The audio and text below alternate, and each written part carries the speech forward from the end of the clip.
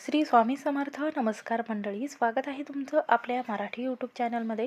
स्वामींच्या कृपेने आपला दिवस आनंदात जाओ हीच मी स्वामींच्या चरणी प्रार्थना करते आणि आजच्या नवीन व्हिडिओला सुरुवात करूया.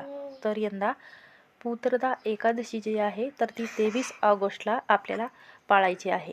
हा दिवस अत्यंत महत्त्वाचा आहे. श्रावण महिन्याच्या शुक्ल पक्षामध्ये येणाऱ्या एकादशीला श्रावण पुत्रदा एकादशी किंवा पवित्र एकादशी म्हणून ओळखली जाते. आपल्या हिंदू धर्मामध्ये या एकादशीला आणि सोमवार एकत्र आल्यामुळे धार्मिक महत्त्व प्राप्त झालेलं आहे. या दिवशी भगवान महादेवाची आणि श्रीहरी विष्णूची पूजा केल्याने संततीचे सुख आणि त्यांना उत्तम आरोग्य आणि त्याच्या जीवनातील सर्व विघ्नही संपत असतात. कुटुंबामध्ये सुखसमृद्धी येऊ लागते. यावर्षी पुत्रदा एकादशीचे व्रत जे आहे हे रविवारी 23 ऑगस्ट रोजी पाळले जाणार आहे. पण आपल्याला उपवास कोणत्या दिवशी ठेवायचा आहे? या दिवशी सोमवारी जर एकत्र एकादशी आल्याने हा उपवास कोणत्या दिवशी सोडायचा आहे, कधी धरायचा आहे, याची संपूर्ण माहिती या व्हिडिओमध्ये पाहणार आहोत. तर श्रावण पुत्रदा एकादशी रविवारी 23 ऑगस्ट रोजी पाळली जाणार आहे. एकादशीची सुरुवात 23 ऑगस्ट रोजी पहाटे 2 वाजता होणार आहे आणि 24 ऑगस्ट रोजी पहाटे 4:18 पर्यंत राहणार आहे. या दिवशी भगवान विष्णूच्या पूजेसाठी सकाळी जो शुभ मुहूर्त राहणार आहे, ज्या वेळेमध्ये आपल्याला भगवान श्रीहरी विष्णूची पूजा करायची आहे, तो वेळ म्हणजे 7:32 सकाळी ते दुपारी 12:24 शुभ वेळ आहे. या वेळेमध्ये आपल्याला भगवान श्रीहरी विष्णूची पूजा करायची आहे. श्रद्धा आणि भक्तिभावाने केलेले पूजेचे फळ हे दुप्पटपटीने प्राप्त होते. कारण या दिवशी सोमवारसुद्धा आलेला आहे आणि पवित्र एकादशी सुद्धा आलेली आहे, ज्याला पुत्रदा एकादशी आपण म्हणत असतो. हे दोन्ही दिवस एकत्र आल्याने याचे फळ आपल्याला दुप्पटपटीने प्राप्त होते. श्रावण पुत्रदा एकादशी म्हणजे संतती आणि कौटुंबिक सुखसमृद्धीसाठी अत्यंत फलदायी म्हटले जाते. या एकादशीच्या संबंधित अशी कथा सांगितली आहे की घरातील महिला असेल किंवा पुरुष मंडळी असेल, या व्रताचे जर नियम पाळत असेल तर मुलाची प्रगती होते, संतान सुरू प्राप्त होते आणि संतानाच्या बाबतीत सर्व समस्या दूर होतात आणि त्याच्या जीवनामध्ये कोणतेही संकट विघ्न येत नाही. भक्तिभावाने आणि शिस्तीने हा उपवास पाळल्याने व्यक्तीला त्याच्या मनातील आणि कर्माच्या नकारात्मक परिणामापासून मुक्तताही मिळत असते आणि जीवनातील सर्व समस्या दूर होतात. आता पुत्रदा एकादशीचा उपवास विशेषतः संततीची इच्छा असणाऱ्या विवाहित जोडप्यांसाठी अत्यंत महत्त्वाचा लाभदायी म्हटला जातो. ज्या जोडप्यांना गर्भधारणेत अडचणी होत असेल, संतती संबंधी काही इतर अडचणी असेल, तर या दिवशी भक्तिभावाने भगवान विष्णूची पूजा करायची आहे. आणि या दिवशी वास्तुशास्त्रामध्ये सांगितल्याप्रमाणे पुत्रदा एकादशीच्या दिवशी सकाळीच आंघोळीच्या पाण्यामध्ये ही एक वस्तू टाकायची आहे. ही वस्तू टाकल्याने एखादा शत्रू जो आहे तर तो घरामध्ये येऊन लोटांगण घालेल, मुलाची पतीची भरभरून प्रगती होईल. हा अत्यंत दुर्मिळ योग आहे. या वेळेमध्ये जर तुम्ही पूजा केली तर अखंड लक्ष्मी नांदेल, कोणताही शत्रू 2 दिवसात संपेल, 7 पिढीचे दारिद्र्य दुःख गरिबी नाहीशी होईल आणि सर्व कठीणातील कठीण समस्या दूर होऊन प्रत्येक कामामध्ये तुम्हाला यश मिळेल. तर हा उपाय कोणत्या वेळी करायचा आहे, कसा करायचा आहे, याची संपूर्ण माहिती आपण या व्हिडिओमध्ये पाहणार आहोत. त्यामुळे व्हिडिओ हा शेवटपर्यंत नक्की पहा. चॅनलवर नवीन असाल तर नक्की सबस्क्राईब करा आणि कमेंटमध्ये ओम नमः शिवाय किंवा ओम गण गणपतये नमः हा मंत्र लिहायला विसरू नका. तर पहा, जेव्हा आपण हा उपाय करतो त्या वेळेमध्ये आपल्याला महादेवाची आणि भगवान श्रीहरी विष्णूची एकत्रित पूजा करायची आहे. कारण हा अत्यंत दुर्मिळ योग जुळून आलेला आहे.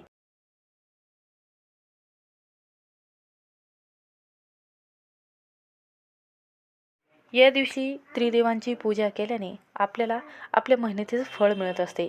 घरामध्ये पैसा जो आहे तर तो टिकत असतो, मुलांच्या अभ्यासात मन लागत असते, पतीच्या कामामध्ये व्यवसायामध्ये अडचणी येत असेल तर सर्वात महत्त्वाचं काम म्हणजे आपण जे काम करत आहोत त्यामध्ये आपला अहंकार किंवा आपला राग टाळून ही पूजा करायची असते. त्यामुळे संपूर्ण पूजेचं फळ आपल्याला प्राप्त होते.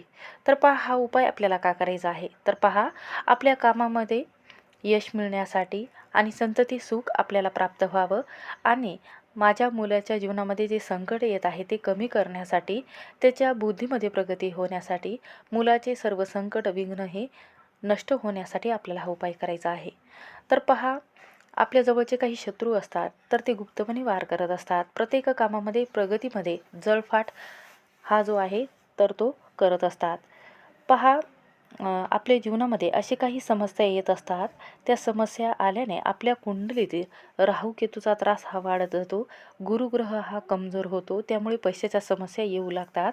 नकारात्मक शक्ती जी आहे तर ती वाढत जाते. आता वाटते आपल्या जीवनावर कोणी जादूटोणा किंवा काही दृष्ट लावलेली आहे किंवा शत्रुपीडा केलेली आहे, याचा प्रभाव आपल्या संपूर्ण घरामध्ये होत असतो.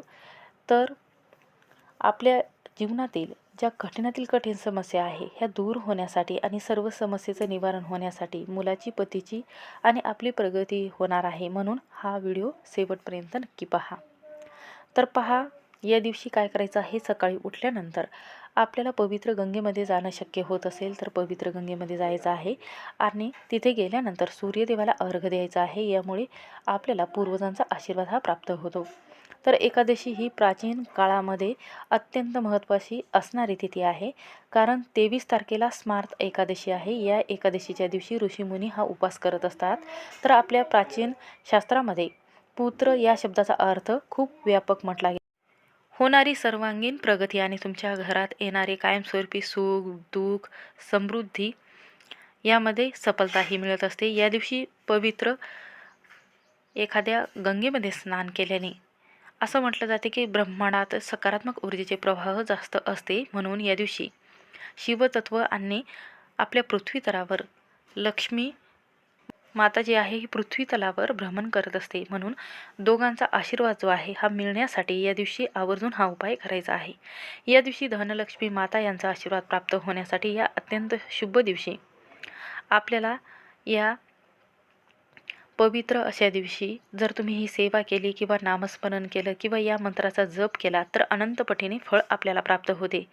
आता तुम्ही विचार केलेला नसेल, पण आपण जेव्हा ही पूजा करतो अशा पद्धतीने आणि आंघोळीच्या पाण्यामध्ये ही वस्तू टाकतो तेव्हा आपल्या कुलदेवतेचं स्मरण केलं जातं आणि भगवान श्री हरी विष्णू आणि माता लक्ष्मीचं स्मरण केलं जाते. तेव्हा आपल्या मनामध्ये असणारे राग किंवा अहंकार जो आहे तर तो आपोआपच शांत होऊन आपल्या कुटुंबाची प्रगती होते व आपल्या कोणत्याही कामामध्ये अडथळे येत नाही.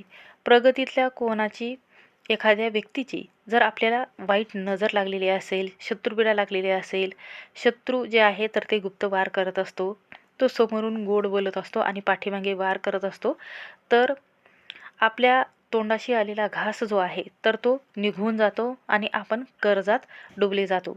आता तुमचे मुलं जे आहे तर ते अभ्यास करत नसेल, मुलाची प्रगती होत नसेल किंवा कोणत्याही कामामध्ये त्यांना यश मिळत नसेल तर हा एक उपाय त्यांच्यासाठी खूपच प्रभावी आहे. मुलाची चिडचिड होत असेल, शत्रुपीडा, नकारात्मकता वाढत असेल तर हा जो नकारात्मक ऊर्जा आहे तर ती दूर करण्यासाठी आणि आपल्या संपूर्ण कुटुंबाचं संरक्षण होण्यासाठी हा उपाय खूपच प्रभावी आहे. आता या दिवशी दुसरा श्रावण सोमवार आलेला आहे. श्रावण महिना हा अत्यंत पवित्र म्हटला जातो. श्रावण महिन्यात येणाऱ्या प्रत्येक दिवसाचं महत्त्व सुद्धा वेगवेगळं आहे. श्रावण महिन्यात येणाऱ्या प्रत्येक दिवसाचं महत्त्व सुद्धा वेगवेगळं आहे. श्रावण महिन्यात येणाऱ्या प्रत्येक दिवशी वेगवेगळं व्रत सांगितलं जातं, पण श्रावण महिन्यात येणाऱ्या सोमवारचे विशेष महत्त्व आहे. श्रावण महिन्यारी सोमवारी जी पूजा केली जाते ती खास म्हटली जाते. सोमवार हा शिवशंकर यांना समर्पित असणारा दिवस आहे. श्रावण सोमवारी महादेवाची खास अभिषेक केला जातो. तसंच शिवामूठ वाहण्याची प्रथा देखील आहे. यंदा 4 श्रावण सोमवार आलेले आहे. दुसऱ्या श्रावण सोमवारी तिळाची शिवमूठ राहणार आहे. याच दिवशी एकादशी आहे. मग या दोन्हीचा, एकादशीचा आणि सोमवारचा उपवास कसा आपल्याला करायचा आहे तर पहा. या दिवशी काय करायचं आहे, सोमवारच्या दिवशी दिवसभर आपल्याला एकादशीचे व्रत राहणार आहे. तर या दिवशी आपल्याला संध्याकाळी भगर खाऊन हा उपवास सोडायचा आहे. या दिवशी दिवसभर फळं किंवा निर्जली उपवास करून किंवा साबुदाणा खाऊन हा उपवास करायचा आहे. चुकूनही दिवसभरामध्ये सोमवारच्या उपवासाला भगर खाऊ नका. संध्याकाळी तुम्ही भगर खाऊन सोमवारचाही उपवास सोडू शकता आणि तुम्ही एकादशीचा उपवासही सोडू शकता. त्यामुळे सोमवारचंही व्रताचं फळ तुम्हाला मिळेल आणि एकादशीच्या व्रताचं फळ देखील तुम्हाला मिळणार आहे. आता पहा, तिळाची शिवमूठ म्हटलं की सगळ्यांना तिळाचं तेल आठवते. म्हणून या दिवशी तिळाच्या तेलाचा दिवा लावून आपल्याला भगवान महादेवाच्या पिंडीजवळ आपल्याला हा मंत्र म्हणायचा आहे. तर मंत्र पुढं सांगणार आहे. तर श्रावण महिन्यात दुसऱ्या सोमवारी तिळाची शिवमूठ वाहिली जाते आता पहा, बरेच जणांना प्रश्न पडलेला आहे की शिवमूठ जे आहे तर ती काळी तीळ अर्पण करायची आहे की पांढरी तीळ? तर पांढरी तीळ अर्पण करायची आहे. आता पहा, शिवलिंगावरती तीळ हे आपल्याला आवर्जून मूठभर अर्पण करायचे आहे, 3 वेळा अर्पण करायचे आहेत. श्रावणी सोमवार आणि एकादशी एकत्र आल्याने आपल्याला 24 तारखेला दुसरा श्रावणी सोमवार आहे, एकादशी आहे. या दिवशी एकादशीचा उपवास करायचा आहे. आता पहा, या दिवशी यंदा 24 तारखेला एकादशीसुद्धा आलेली आहे. एकादशीचा उपवास तर आपण सोडत नाही, पण श्रावणी सोमवारचा उपवास संध्याकाळी सोडला जातो. मग काय करायचं आहे असा प्रश्नसुद्धा भाविक भक्तांना पडलेला आहे. तर एकादशीसुद्धा मोडली जाणार नाही, पण त्याआधी आपल्याला आवर्जून काय करायचं आहे तर असं म्हटलं जाते की तीळ अर्पण करत असताना ओम नमः शिवाय हा मंत्र जप करायचा आहे. पहा, तीळ जे आहे तर सांधेदुखी, स्थूलता कमी करण्यासाठी, स्मरणशक्ती वाढवण्यासाठी आणि दृष्ट नजर काढण्यासाठी तिळाचा वापर केला जातो. तर असं म्हटलं जाते की मनशांती लाभत असते. ग्रहपीडा, वास्तुदोष, नकारात्मकता दूर करण्यासाठी तीळ शिवमूठ जे आहे तर ती शिवपिंडीवर अर्पण केली जाते. साडेसाती दूर होण्यासाठी हा उपाय केला जातो. दुसऱ्या श्रावणी सोमवारी मनोभावी महादेवाची पूजा करून तिळाची शिवमूठ वाहण्याची परंपरा आहे. म्हणून या दिवशी आंघोळीच्या पाण्यामध्ये आपल्याला कोणत्या कोणत्या वस्तू ज्या आहेत तर त्या अर्पण करायच्या आहेत. या दिवशी सकाळी आंघोळीचं पाणी गरम करत असताना आपल्याला काय करायचं आहे, जे अत्तर आहे तर ते कोणतं अत्तर आहे तर पहा, या दिवशी आपल्याला चंदन मिश्रित पाण्याने शिवपिंडीवर अभिषेक करायचा आहे आणि त्यानंतर चंदन थोडंसं आंघोळीच्या पाण्यामध्ये टाकायचं आहे आणि त्यानंतर चंदनाचं अत्तर आहे ते सुद्धा पाण्यामध्ये टाकायचं आहे. तर या दिवशी जेव्हा तुम्ही संध्याकाळी उपवास सोडता त्या वेळेमध्ये भगर खाऊन आपल्याला हा उपवास सोडायचा आहे. संध्याकाळचा सोडू शकतात, पण एकादशीचा सुद्धा मोडणार नाही. या पद्धतीने तुम्ही दुसऱ्या श्रावण सोमवारी व्रत करू हे उपवास जे आहे तर तो भगर खाऊन सोडायचा आहे. आता या दिवशी चहा, कॉफी, दूध किंवा फळं असं खाऊन तुम्ही उपवास करू शकता. कडक उपवास केलात तरीही चालेल, निर्जली केलात तरीही चालेल. आता भगवान शंकराची 108 नावं घेऊन शिवलिंगावर तुम्ही दूध, दही, पंचामृत मिश्रित अभिषेक करू शकतात. अनेक वेगवेगळ्या प्रकारच्या पद्धतीने पूजा केली जाते. वेगवेगळ्या पदार्थांनी शिवलिंगावर अभिषेक करू शकतात. म्हणजेच उसाच्या रसाने शिवलिंगावर अभिषेक केल्याने आरोग्याच्या समस्या दूर होतात. अत्तराच्या पाण्याने शिवलिंगावर अभिषेक केल्याने, आंघोळीच्या पाण्यामध्ये टाकल्याने आणि केवड्याचं किंवा चंदनाचा अत्तर पाण्यामध्ये टाकून जर तुम्ही आंघोळ आणि शिवपिंडीवर अभिषेक करत असाल तर आयुष्यातील सर्व समस्या दूर होतात. चंदन मिश्रित पाण्याचा शिवलिंगावर अभिषेक केल्याने काय होते तर चंदन मिश्रित पाण्याने शिवलिंगावर अभिषेक केल्याने एखादे संकट किंवा गडांतर टाळण्यासाठी मदत होते. म्हणजे जे अडचणी समस्या येत आहेत ते त्या कमी होतात. आर्थिक नड असेल किंवा पैशाच्या समस्या असेल त्यासुद्धा दूर होतात. संततीची इच्छा असेल तीसुद्धा समस्या जी आहे तर ती दूर होते. संतान प्राप्ती होऊ लागते.